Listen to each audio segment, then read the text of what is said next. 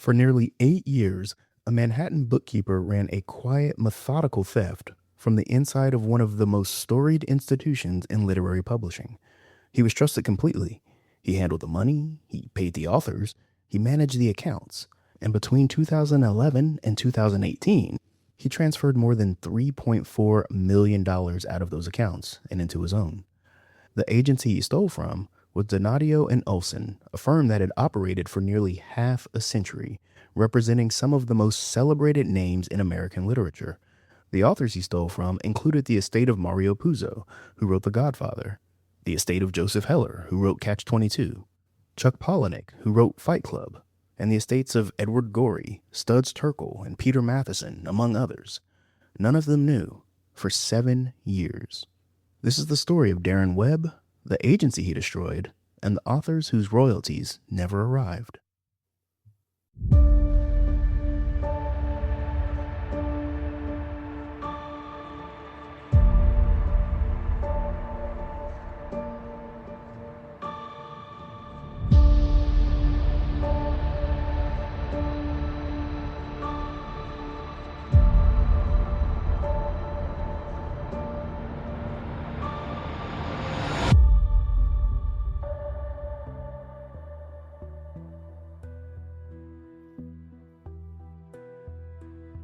Welcome to Plot Twist, the podcast where the literary world and true crime collide. Today's story is one of the quieter crimes in the show's history. There's no stolen manuscripts, no poison cocktails, no X-Acto knives, just a spreadsheet, a bank transfer, and a man who told himself year after year that he would pay it all back. He never did. And when it all came crashing down, it took a 49-year-old literary institution with it. To understand the scale of what Darin Webb destroyed, it's necessary to understand what Donadio and Olson actually was. The agency was founded in 1969 by Candina Donadio, one of the most celebrated literary agents in American publishing history. Donadio represented a generation of American literary giants: Philip Roth, Joseph Heller, John Cheever, Mario Puzo. In the 1960s and 70s, if a book was considered serious literary fiction, there's a reasonable chance Donadio was involved. After Donadio's death in 2001, the agency continued under the stewardship of Neil Olson, who joined the firm in 1991, and Edward Hibbard, who came aboard in 1997. Under their leadership, the agency maintained its reputation for literary quality and client loyalty. They handled the estates of authors who had passed away, which meant they were responsible not just for ongoing deals, but for the long-term financial administration of those literary legacies. They also represented living writers: Chuck Palahniuk, whose relationship with the agency dated back decades; Laura Albert, who wrote under the pseudonym J.T. Leroy; James Curtis, the biographer and cultural historian, and many others. When an author's book sells copies, the publisher tracks those sales and calculates the royalties owed. Twice a year in most cases, the publisher sends out a royalty statement to the author's agent along with a check. The agent takes their commission, typically 15%, deducts it from the payment, and sends the remainder to the author along with the statement. This means that at any given point, an agency like Donadio and Olson is handling money that doesn't really belong to them. It passes through their accounts, from publisher to agency to author. The agency is a conduit, a trusted intermediary, and the person responsible for managing that flow of money was Darin Webb. Webb had been working as a bookkeeper for the agency since 2001. He was not a full-time employee in the traditional sense. He provided bookkeeping services to the firm as an external contractor of sorts, but he had deep sustained access to the agency's bank accounts and financial records over the course of 17 years. He knew the business, he knew the authors, he knew the payment cycles. He also had a separate venture of his own. Outside of his bookkeeping work for Donadio and Olson, Webb ran a company called Some Innovation.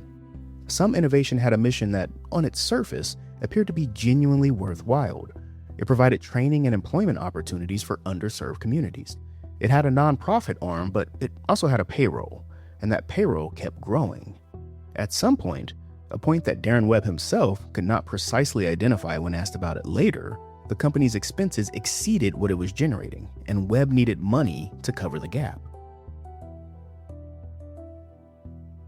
The scheme Darin Webb ran was not complicated in its mechanics. He didn't need to hack anything. He didn't need to forge physical documents or steal credentials. He already had everything he needed: complete, trusted access to the agency's financial accounts and accounting software. His position gave him the ability to initiate bank transfers, to reconcile accounts, and to update the agency's internal accounting records. He used all three of those abilities, first to take the money, and then to hide what he'd done. Beginning in January 2011, Webb began moving money out of Donadio and Olson's bank accounts and into accounts he controlled, accounts associated with some innovation. The transfers were not always large. Some were $1,000, others were $75,000. Most fell somewhere in between. The pattern, year by year, tells the story of how the scheme escalated. In 2011, Webb made 40 unauthorized transfers totaling $288,000. In 2012, 45 transfers totaling $380,000. In 2013, 43 transfers totaling $425,000.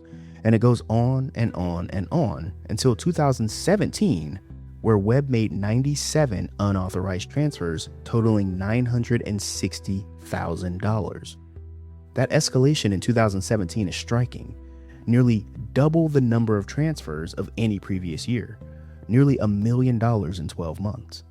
The most likely explanation is that some innovation's financial situation had become desperate, and Webb was pulling from Donadio and Olson at an accelerating rate to keep it alive.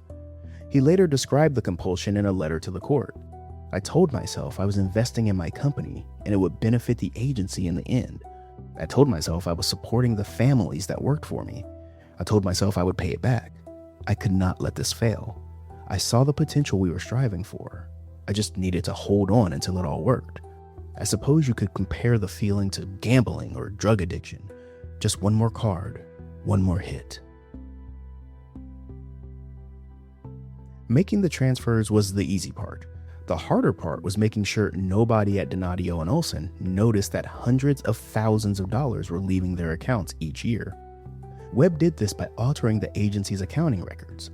When a transfer went out to his accounts, he changed the corresponding entry in the agency's books so it appeared to be something else: a legitimate expense, a vendor payment, an ordinary disbursement. The record matched the transaction. The transaction appeared legitimate. And because Webb was the person who managed the books, there was no one routinely checking his work against the underlying bank data. There is an important vulnerability here that multiple industry observers pointed to after the case became public. Most small and mid-sized agencies, like most small professional service firms, rely heavily on trust in their bookkeeping function. Neil Olson and Edward Hibbert were agents. Their expertise was in identifying literary talent, negotiating deals, and managing author relationships. They were not, by the accounts of people who worked around them, particularly focused on financial administration. One insider, quoted anonymously in Publishers Weekly, said the situation at Donadio and Olson was an example of management not paying very close attention. Multiple sources described the agency's principals positively in terms of their literary judgment and client relationships, while also acknowledging that they may not have been strong on the business side. The accounting was Webb's domain, and he exploited that completely. Of the more than $3.4 million Webb transferred, court documents show that more than $2.7 million came directly from royalty payments belonging to the agency's authors, estates, or their assignees. Chuck Palahniuk, the author of Fight Club, lost $1.44 million. That is the largest single author loss in this case.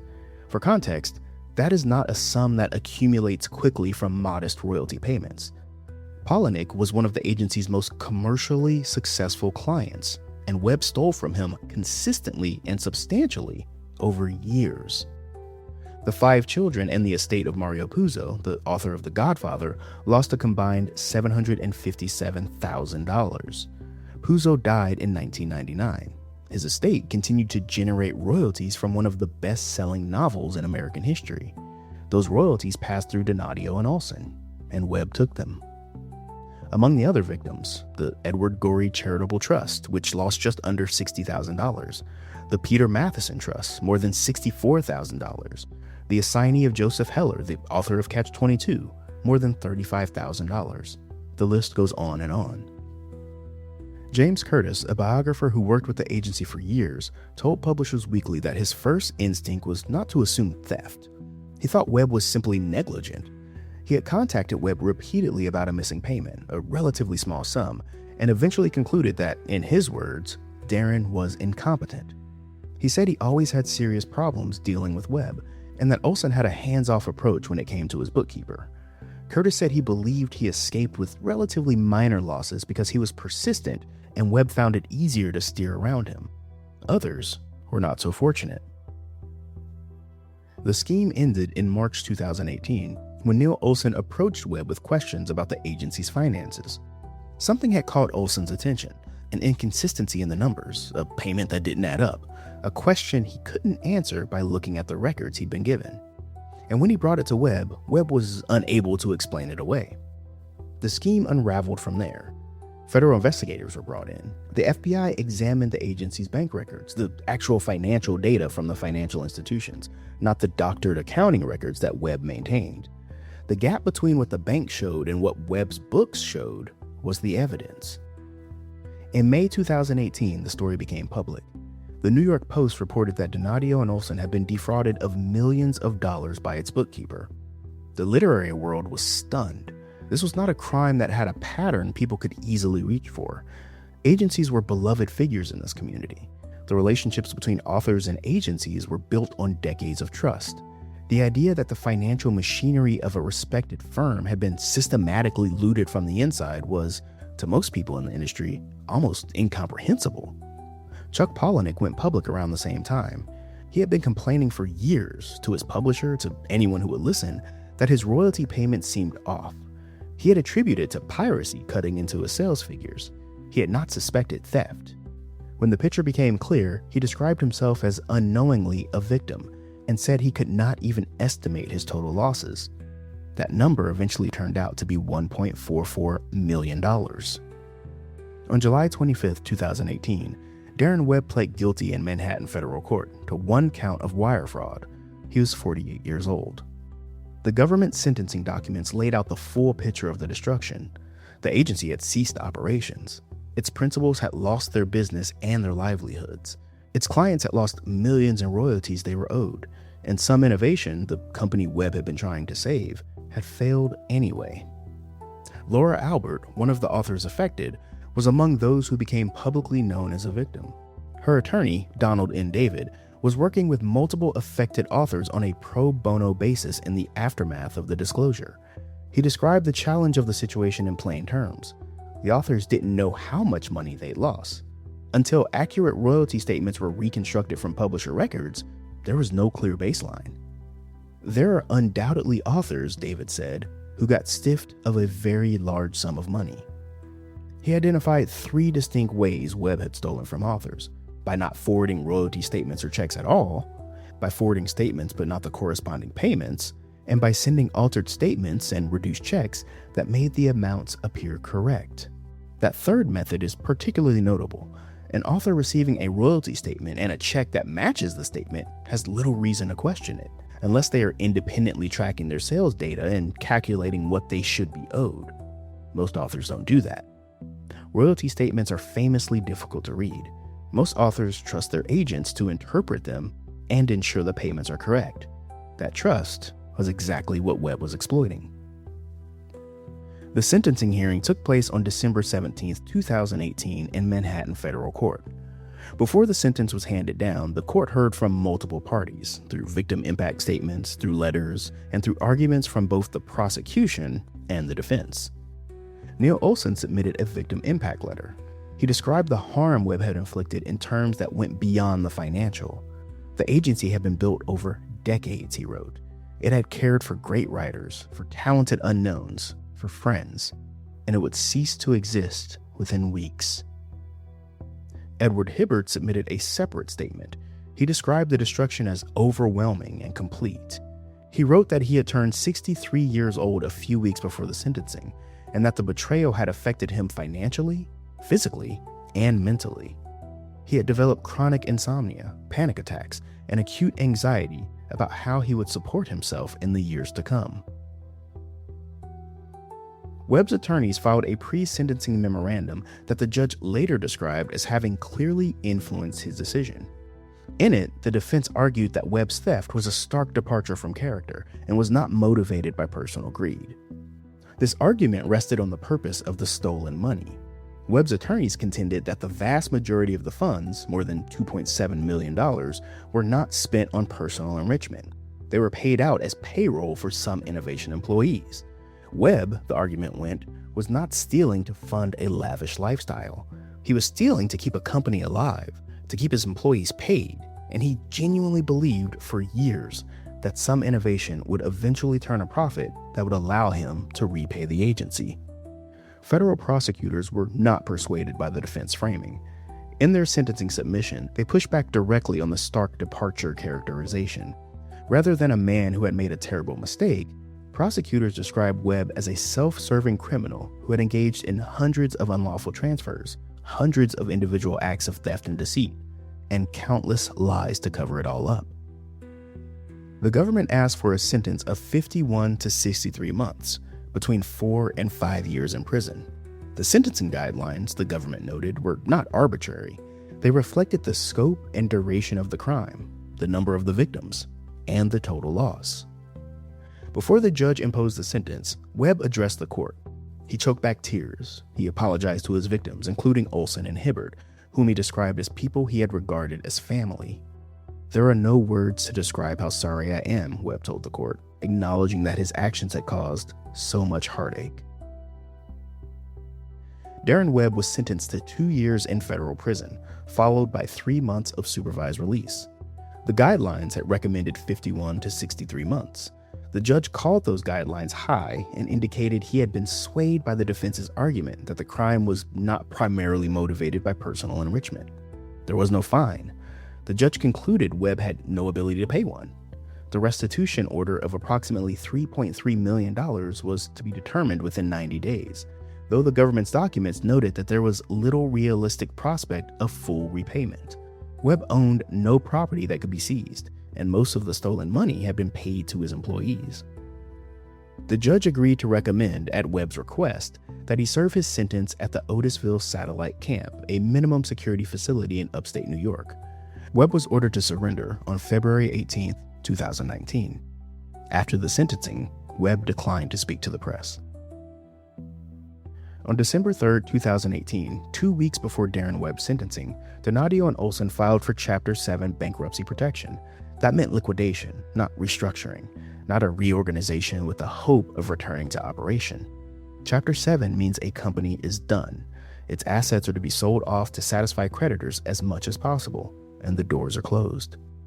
An agency that had been operating since 1969, nearly 50 years in the business of representing some of American literature's most important voices, ceased to exist because a bookkeeper had been stealing from them for 7 years. The financial impact was severe. Both Olson and Hibbert lost the business they had built their careers around. Hibbert, who was 63 at the time of sentencing, described his future financial security as a source of acute anxiety. Olson's letter to the court made clear that no restitution payment could undo the reputational and professional damage the theft had caused. The agency's singular public statement throughout the scandal, the one Olson's lawyers provided from the moment the story broke, was that its focus was on ensuring that all impacted clients were made whole to the greatest extent possible. Given that the agency ultimately filed for bankruptcy with virtually no assets, the extent to which that was achievable was limited. For the authors, the situation was complicated and, for many, unresolved in a practical sense. The core problem was identifying the losses. Until accurate royalty statements could be reconstructed, many authors had no clear picture of what they were owed. The Authors Guild, which represents writers in the United States, encouraged clients to come forward and document their situations.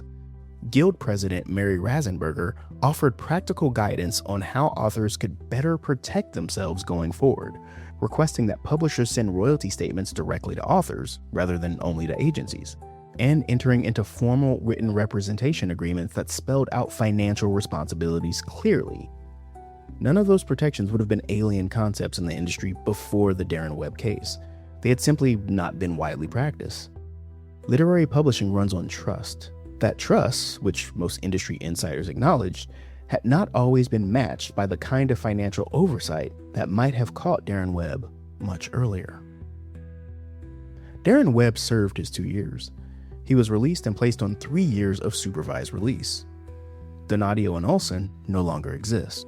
The agency that represented Philip Roth and Joseph Heller and Mario Puzo, that had operated for nearly 50 years in the center of American literary publishing, was dissolved in a federal bankruptcy proceeding.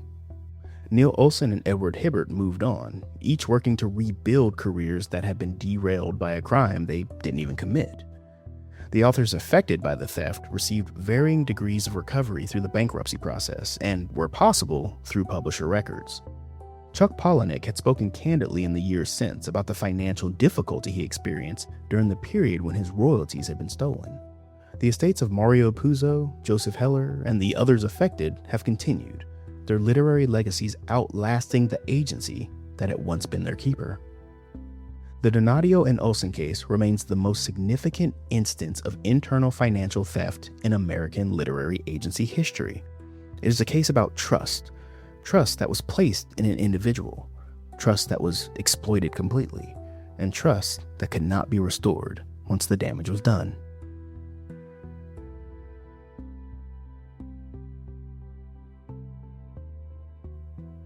Thank you for listening to Plot Twist. Plot Twist is part of the Bookmark Productions podcast network. If you enjoyed this episode, then share it with someone who loves books, or someone who loves true crime, or both. Either way, thank you for listening.